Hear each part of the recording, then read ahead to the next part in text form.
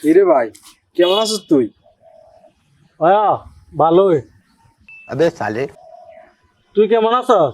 আমি তো আলহামদুলিল্লাহ ভালোই আছি। ও বহ।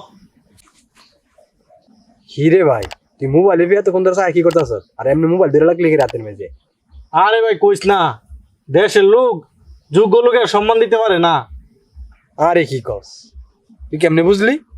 যদি যোগ্য লোকের সম্মান দিতে পারতো তাহলে আমি কোন সময় উপদেষ্টা হয়ে যাইগা। কথা কি ক্লিয়ার না ভেজাল আছে? হ্যাঁ, তা না ঠিকই বুঝলাম। আচ্ছা তাহলে মোবাইলের মধ্যে ধরে রাখলি রে? আরে আগে কোনো আন্নার নাম্বার থেকে ফোন আইলে আমি ফোন ধরতাম না, আর অনে মোবাইল নিয়ে বসে থাকি, কখন না জানি কলাই যে আমনে তো উপদেষ্টা হম লাগবো। আরে এরা কারা? ও, তা তোর উপদেশটা বানাতে যাইতো কে রে? তুই দিদি আসলে একটা বুধাই। আরে বেড়া, ছাত্র আন্দোলনের সময় আমার ফেসবুক প্রোফাইল লাল করছি, আর হ্যাঁ বিভিন্ন ভিডিও আমি শেয়ার দিছি। ও আচ্ছা, তোর কথা তো যুক্তি আছে রে। আর কি যদি সরকারি দলের লোক হইয়া একটা দুইটা স্ট্যাটাস দিয়া উপদেষ্টা হইতারে, তাহলে আমি কি দোষ করছি? এখন আমি নিশ্চিত তুই একদিন না একদিন ঠিকই উপদেশটা হইবি। আরে এই জন্যই আমি মোবাইলে বসে রয়েছি, কল আইলে যাতে মিস না হ।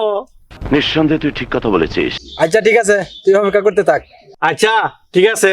আমি যাই, সামনে আসার অপেক্ষা করতেছে। আরে খারা যদি কল আয়ে তোর কিন্তু আমার লোক ডাহা দাম লাগবো। আচ্ছা ঠিক আছে, এটা দেয়া যাইব না।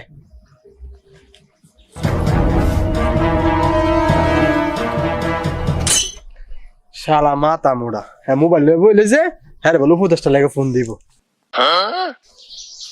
শালা মাথা মোড়ার ঘরের মাথা মোড়া। হিরে তুইও দিয়া নই? আরে কি যে বলেন, কত মানুষ আমারে কল দিতেছে উপদেষ্টা হওয়ার লাগি।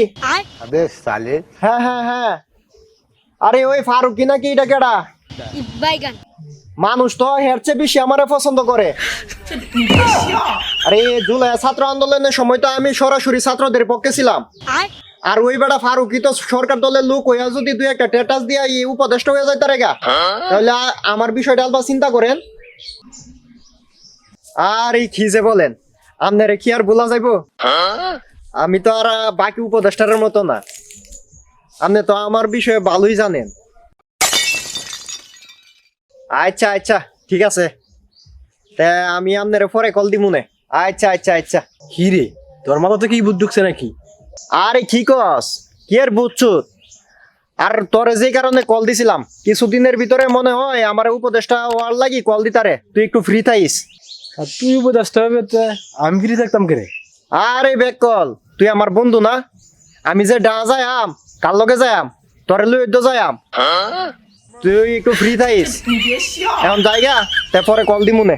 আচ্ছা আচ্ছা ঠিক আছে, তুই যা, পরে দেখা যাবে না। আরে দেশটার কি হয়ে গেল গারে, সবাই উপদেশটা হয় মগ্ন। হ্যাঁ, এসব যদি ফালতু লোকের যদি উপদেশটা বানা তো দেশটার কি অবস্থা হইব, কি উন্নতি হইব?